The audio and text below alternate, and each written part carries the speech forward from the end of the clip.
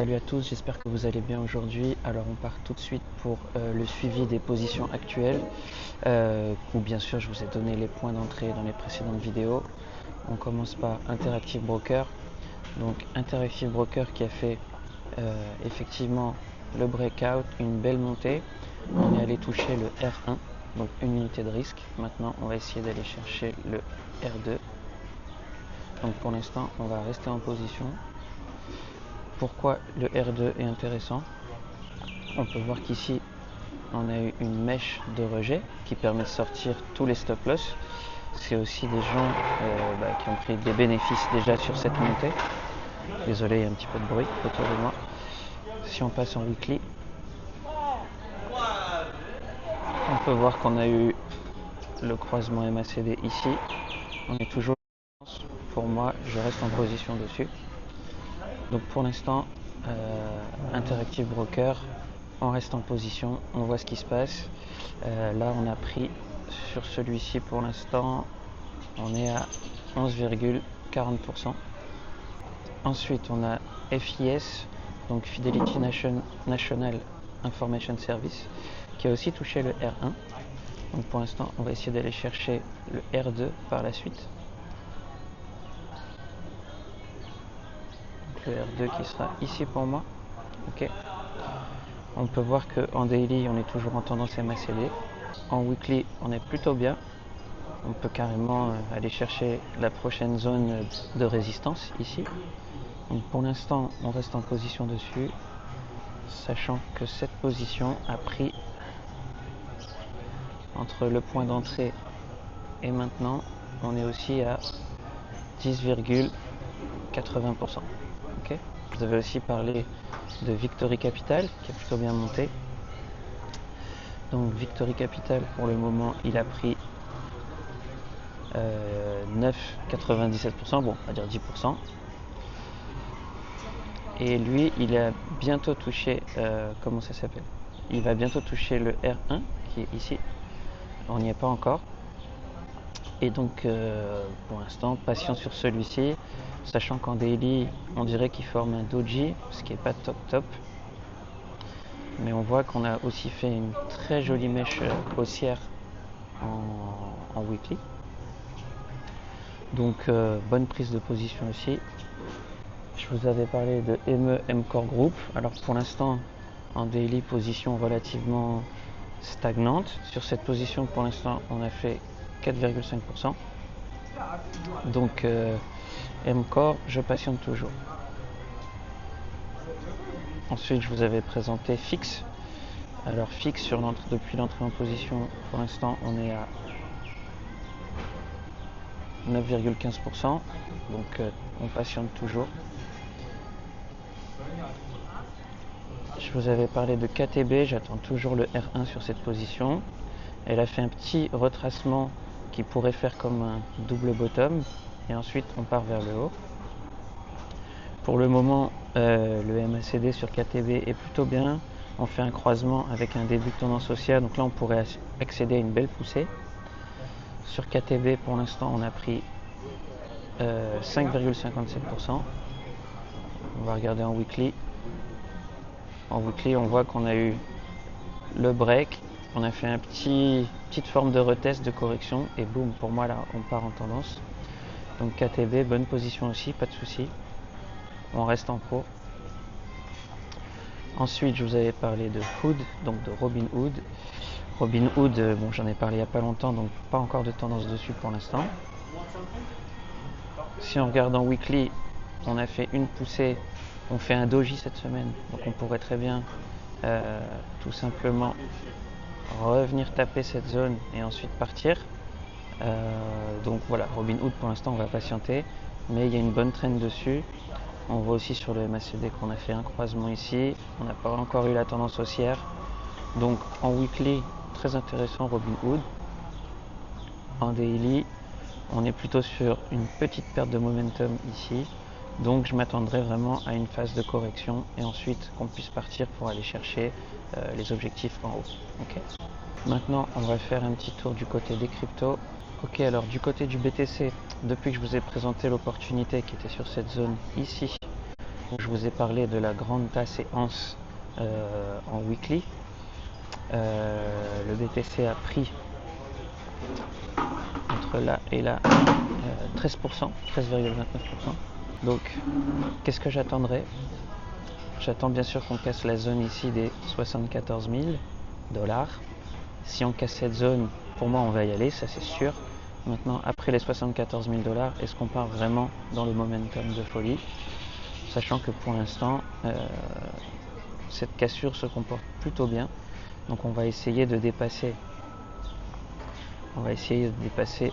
cette zone ici, de casser les plus hauts, puis de casser la zone ici pour ensuite partir. Okay, j'efface mes dessins moches.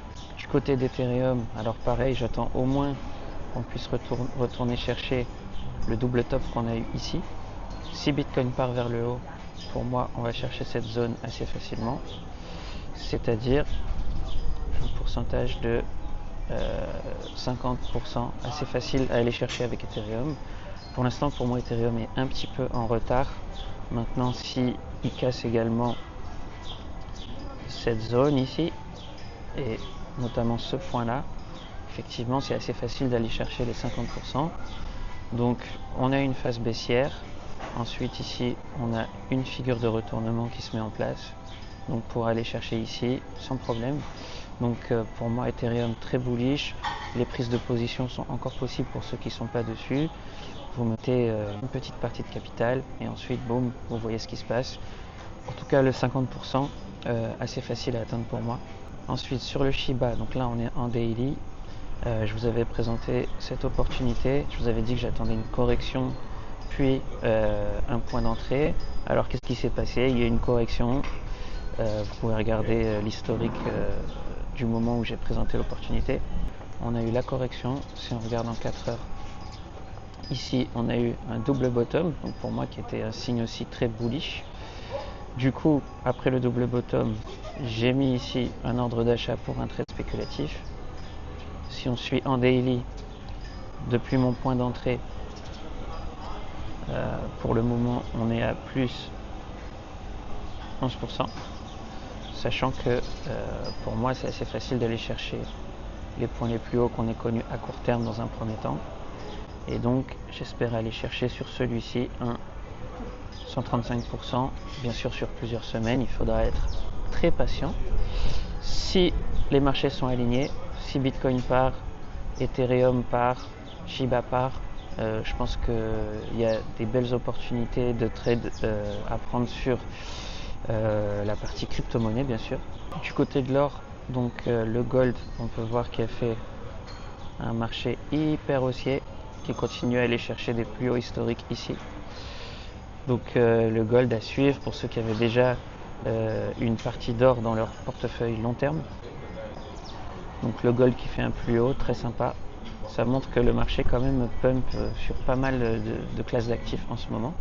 Maintenant, je vais vous présenter deux opportunités sur le marché Forex. Okay. Donc ce sera des swing trades.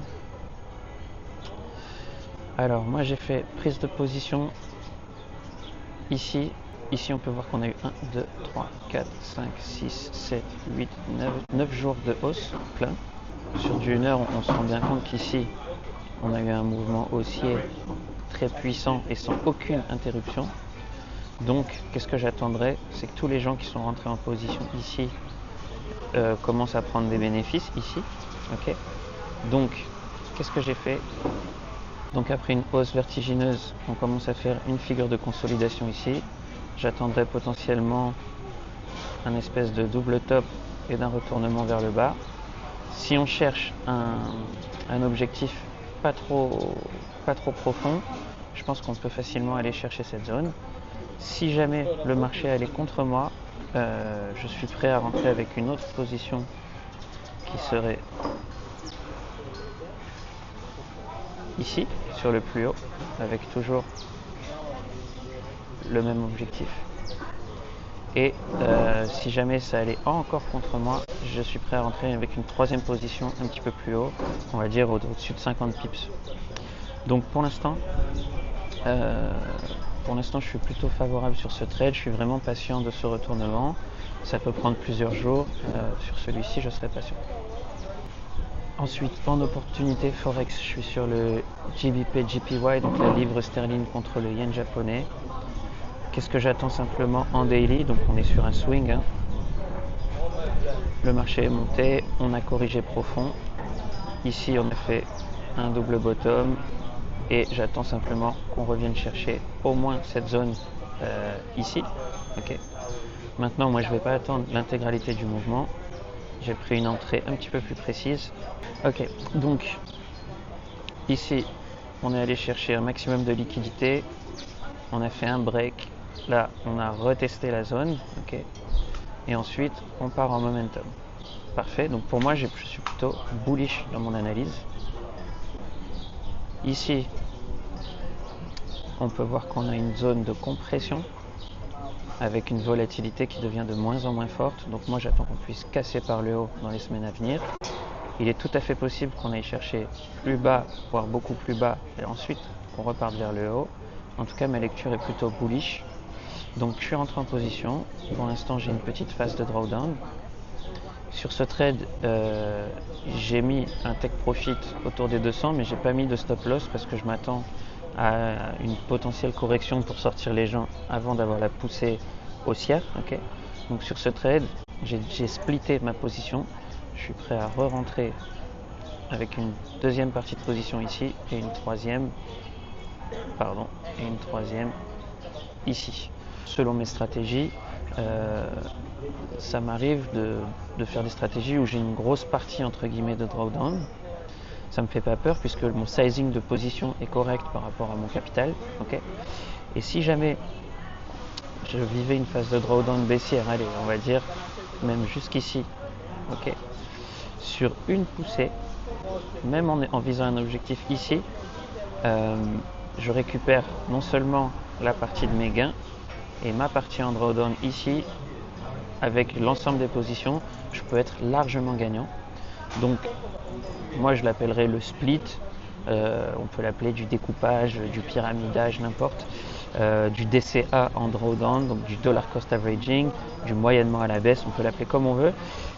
Certains pourront dire c'est ajouter des positions à des perdants. Pour l'instant on n'est pas du tout dans ce cas-là. Mais je suis prêt à cette éventualité si le marché part dans une autre direction que ma vision. Maintenant, on va dire sur une unité de temps relativement daily, je suis clairement haussier.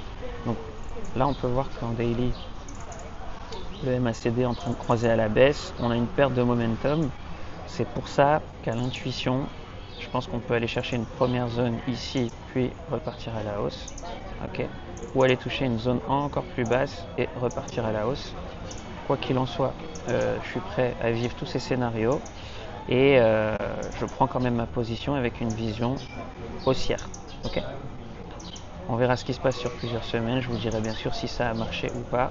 Je n'ai pas de boule de cristal, en tout cas j'ai juste paré à quelques éventualités. Voilà, c'était mon petit suivi rapide pour cette semaine. Désolé pour le bruit, je suis dans un café. Et je vais continuer à prendre mon petit matcha. Si tout ça vous a intéressé, je vous invite à regarder dans la barre de description. Il y a un lien, vous mettez votre mail et je vous envoie gratuitement mon guide 5 étapes vers le changement. Donc vous mettez ça, dedans il y a toute ma façon de penser. Et nous on se retrouve dans de prochaines vidéos. J'ai mis mon nouveau nom, l'Indépendant Radical. J'espère que ce nom vous a fait autant plaisir que le mien. Et si vous aussi, ça vous intéresse de devenir des indépendants radicaux, on se retrouve dans une prochaine vidéo. Allez, ciao!